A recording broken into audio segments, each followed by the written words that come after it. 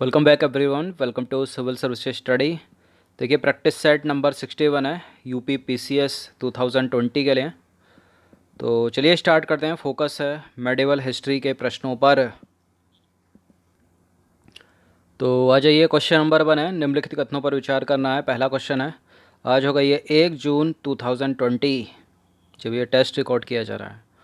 निम्नलिखित कथनों पर विचार कीजिए। पहला स्टेटमेंट है, कौटिल्य के अर्थशास्त्र में वर्ष में 3 फसलें उगाए जाने का उल्लेख मिलता है। कौटिल्य के अर्थशास्त्र में या कौटिल्य की अर्थशास्त्र में एक वर्ष में 3 फसलों को उगाए जाने का उल्लेख मिलता है। और कौटिल्य के अर्थशास्त्र में हैमन खरीफ की फसल को कहा जाता था। कौन सा करेक्ट है इसमें? केवल पहला, केवल दूसरा, दोनों, या फिर इनमें से कोई नहीं? तो कौटिल्य के अर्थशास्त्र में एक वर्ष में 3 फसलें उगाए जाने का उल्लेख मिलता है, करेक्ट है। लेकिन कौटिल्य की अर्थशास्त्र में हैमन रबी की फसल को कहा जाता था, खरीफ की फसल को नहीं। तो सेकंड वाले को एलिमिनेट करके उत्तर लगाइए केवल एक। तो कौटिल्य के अर्थशास्त्र में वर्ष में 3 फसलें उगाए जाने का उल्लेख जो है वो मिलता है, और हैमन जो है वो रबी की फसल को कहा जाता था, जबकि ग्रीष्मिक खरीफ की फसल को कहा जाता था। कौटिल्य के अर्थशास्त्र में धान की फसल को सबसे उत्तम एवं गन्ने की फसल को सबसे निकृष्ट बताया गया है। क्वेश्चन नंबर 2 है, निम्नलिखित कथनों पर विचार कीजिए। 2 स्टेटमेंट है यहाँ पर। पहला स्टेटमेंट है, हस्तिवन मौर्य काल में उस स्थान को कहते थे जहाँ पर हाथी रहते थे। मौर्य काल में जिस स्थान से अनेक प्रकार की लकड़ी, लोहा, तांबा आदि धातुएं प्राप्त होती थी उन्हें द्रव्य वन कहा जाता था। देखिए हस्ती वन से लग रहा है कि हाथियों का स्थान होगा। ये करेक्ट है, दोनों के दोनों स्टेटमेंट। इसका उत्तर है ऑप्शन नंबर सी। तो उपरोक्त दोनों के दोनों कथन सत्य हैं। एक बार और पढ़ लीजिएगा उसको। क्वेश्चन नंबर 3 पर आ जाइए। अर्थशास्त्र में वर्णित औदक शब्द निम्नलिखित में से किसको वर्णित करता है? किसको वर्णित करता है? अर्थशास्त्र में वर्णित औदक शब्द। अर्थशास्त्र किसकी है? कौटिल्य की। कौटिल्य का दूसरा नाम क्या? विष्णुगुप्त। एक नाम और है इनका चाणक्य। पहाड़ों पर बनाया गया दुर्ग है क्या औदक? मरुभूमि या झाड़ी के बीच बनाया गया दुर्ग है? घने जंगलों में बनाया गया दुर्ग है? या फिर नए नदी द्वीप पर बनाया गया दुर्ग है? क्या है औदक? तो औदक है नदी द्वीप में बनाया गया दुर्ग, ऑप्शन नंबर डी। तो अर्थशास्त्र में 4 प्रकार के दुर्गों का उल्लेख मिलता है। अर्थशास्त्र में नदी द्वीप में बनाए गए दुर्ग को औदक कहा गया है। मरुभूमि या झाड़ी के बीच बनाए गए दुर्ग को धान वन कहा गया। देखिए अर्थशास्त्र में 4 प्रकार के दुर्गों का उल्लेख मिलता है। अर्थशास्त्र में नदी द्वीप पर बनाए गए दुर्ग को औदक, यही है उत्तर। और अगर मरुभूमि या फिर झाड़ी के बीच बनाए गए दुर्ग को क्या बोला गया? धानवन। क्या कहा गया उसको? धानवन। क्वेश्चन नंबर 4 है, निम्नलिखित कथनों पर विचार कीजिए। 2 स्टेटमेंट है यहाँ पर। पहला स्टेटमेंट है, कौटिल्य के अर्थशास्त्र के अनुसार जो युद्ध आमने सामने लड़ा जाता था उसे तूष्णी युद्ध कहा जाता था, और जिस युद्ध में दूसरे राज्य के राज परिवार को फूट डलवाकर राज्य का विनाश करवा दिया जाता था उसे प्रकाश युद्ध कहा जाता था। देखिए कौटिल्य की अर्थशास्त्र के अनुसार जो युद्ध आमने सामने लड़ा जाता था ना, उसको तूष्णी युद्ध नहीं बल्कि उसको प्रकाश युद्ध कहा जाता था। और जिस युद्ध में दूसरे राज्यों के राज परिवार में फूट डलवाकर राज्य का विनाश करवा दिया जाता था उसको कहा जाता था तूष्णी युद्ध। तो दोनों के दोनों गलत हैं, इनमें से कोई नहीं है। तो देखिए कौटिल्य के अर्थशास्त्र में 3 प्रकार के युद्धों का वर्णन मिलता है। जो युद्ध आमने सामने लड़ा जाता था उसको प्रकाश युद्ध कहा जाता था। जिस युद्ध के द्वारा दूसरे राज्यों के राज परिवार में फूट डलवाकर राज्य का विनाश करवा दिया जाता था उसको बोलते थे तूष्णी युद्ध। कूटनीतिक युद्ध को कूट युद्ध कहा जाता था। क्वेश्चन नंबर 5 पर आ जाइए। मौर्य काल में फ्लवक किसको कहा जाता था? क्या है फ्लवक? मौर्य काल में इस तरह के प्रश्न पूछ लिए जाते हैं। कोई शब्द दिया जाता है कि इस काल में ये क्या था, वो क्या था, अर्घट्टा क्या था, इस तरह से। जैसे अर्घट्टा सिंचाई से संबंधित है ना, वैसे ही फ्लवक क्या है? रस्सी पर नाचने वाले को किसको कहते थे? फ्लवक रस्सी पर नाचने वाले को या तमाशा दिखाने वाले को। तो फ्लवक कहते थे रस्सी पर नाचने वाले को, ऑप्शन नंबर डी है इसका उत्तर। तो देखिए मौर्य काल में फ्लवक रस्सी पर नाचने वाले को कहा जाता था और मदारी को सौभिक कहा जाता था। क्या कहा जाता था? मदारी को सौभिक। और जादूगर को कुहक कहा जाता था। जादूगर को क्या कहा जाता था? कुहक। और तमाशा दिखाने वाले को कुशीलव कहा जाता था। क्या? कुशीलव। क्वेश्चन नंबर 6 पर आ जाइए। मौर्य काल में ऐसे बौद्ध भिक्षु जो देवताओं और सर्पों के चित्र लोगों के पास ले जाते थे क्या कहलाते थे? मौर्य काल में ऐसे बौद्ध भिक्षु जो देवता और सांपों के चित्र लोगों के पास ले जाते थे उनको कहते थे अदिति कौशिक। क्या कहते थे उनको? अदिति कौशिक। तो ऐसे बौद्ध भिक्षु जो देवताओं और सर्पों के चित्र लोगों के पास ले जाते थे उन्हें अदिति कौशिक कहा जाता था। विभिन्न प्रकार की बोलियां बोलने वाले लोगों को बागजी कहा जाता था। और मौर्य काल में प्रावहण एक प्रकार का सामूहिक समारोह था। 7 पर आ जाइए। निम्नलिखित कथनों पर विचार करना है। पहला स्टेटमेंट है मौर्य काल में राज्य की ओर से सिंचाई का समुचित प्रबंध था और मौर्य काल में सिंचाई का उपज का 1/5 से 1/3 भाग तक थी। मौर्य काल में सिंचाई कर उपज का 1/5 से 1/3 भाग तक थी। करेक्ट है, इतनी ही थी। दोनों के दोनों करेक्ट हैं। सी एस का उत्तर। तो देखिए, मौर्य काल में राज्य की ओर से सिंचाई का समुचित प्रबंध था। इसे सेतुबंध कहा गया है। इसके अंतर्गत तालाब, कुएं एवं झीलों पर बांध बनाकर एक स्थान पर पानी एकत्रित करना इत्यादि निर्माण कार्य आते थे। और सिंचाई के लिए मौर्य काल में अलग से कर देना पड़ता था जिसकी दर उपज का 1/5 से 1/5 से 1/3 भाग थी। क्वेश्चन नंबर 8 पर आ जाइए। निम्नलिखित कथनों पर विचार करना। पहला स्टेटमेंट है बिंदुसार ने सीरिया नरेश एंटियोकस से पत्र लिखवाकर अंगूरी मदिरा, अंजीर और दार्शनिक की मांग की थी। बिंदुसार मांग कर रहा है किसकी? अंगूरी मदिरा की, अंजीर की और दार्शनिकों की।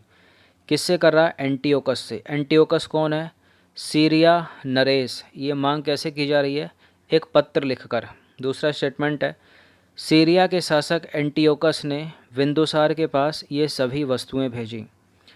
देखिए, बिंदुसार ने मांग तो कर ली सीरिया के शासक या नरेश एंटियोकस से। कैसे? पत्र लिखकर। किसकी? अंगूरी मदिरा, अंजीर की और दार्शनिक की। अब जो एंटियोकस ने जो बिंदुसार को भेजा वो मदिरा भेजी है, अंजीर भेजी है, लेकिन दार्शनिक नहीं भेजे। तो दूसरा वाला स्टेटमेंट जो है वो गलत है। केवल एक सही है यहाँ पर। तो देखिए, बिंदुसार ने एक पत्र लिखकर एंटियोकस से अंगूरी मदिरा, अंजीर और दार्शनिक की मांग की थी। एंटियोकस ने दार्शनिक को छोड़कर अन्य सारी वस्तुएं बिंदुसार को भेजी। क्वेश्चन नंबर 9 पर आ जाइए। मौर्य काल में प्रदेष्टा किसका वर्णन करता है? किसका वर्णन करता है प्रदेष्टा? मौर्य काल में दीवानी न्यायालय का मुख्य न्यायाधीश नहीं है, राजमहलों की देखरेख करने वाला प्रधान अधिकारी भी नहीं है। इनमें से कोई नहीं, कोई ना कोई तो है। फौजदारी न्यायालय का न्यायाधीश है प्रदेष्टा।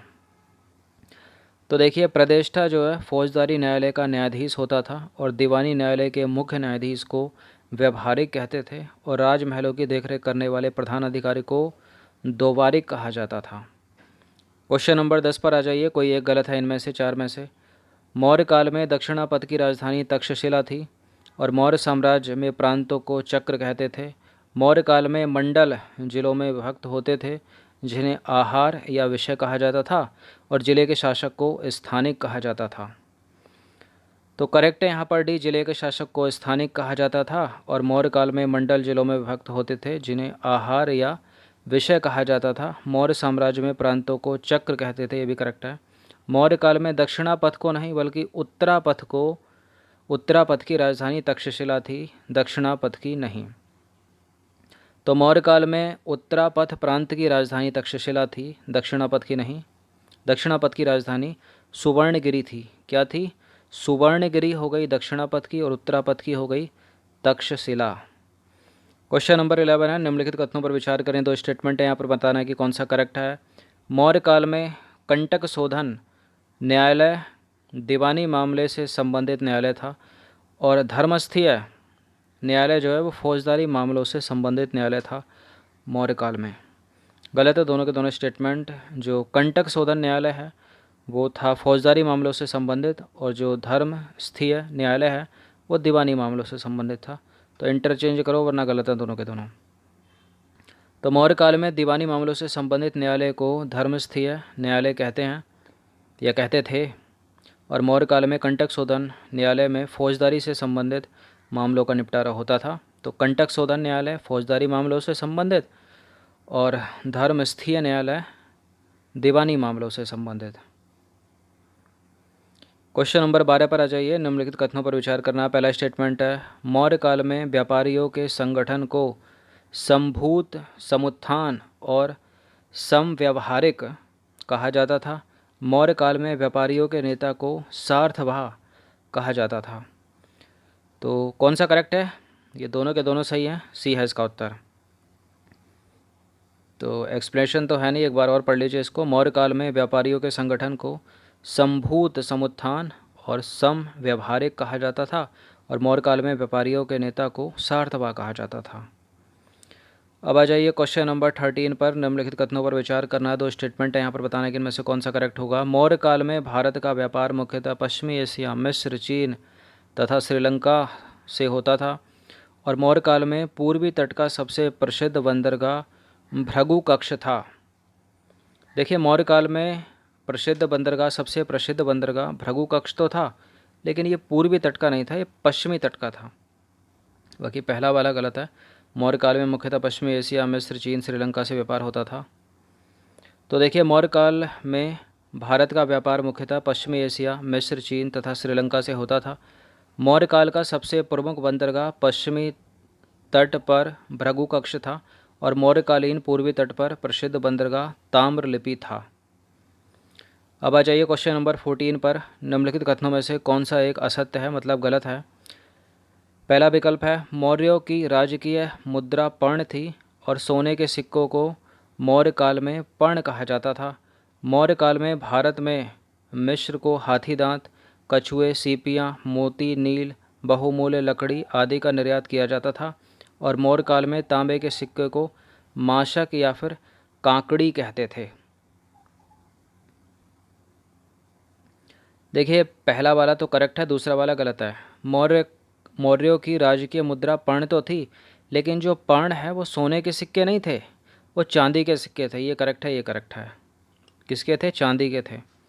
तो देखिए, मौर्य काल में राजकीय मुद्रा पर्ण थी, जो पर्ण था वो चांदी का सिक्का था, सोनों का नहीं था, सोने का नहीं था।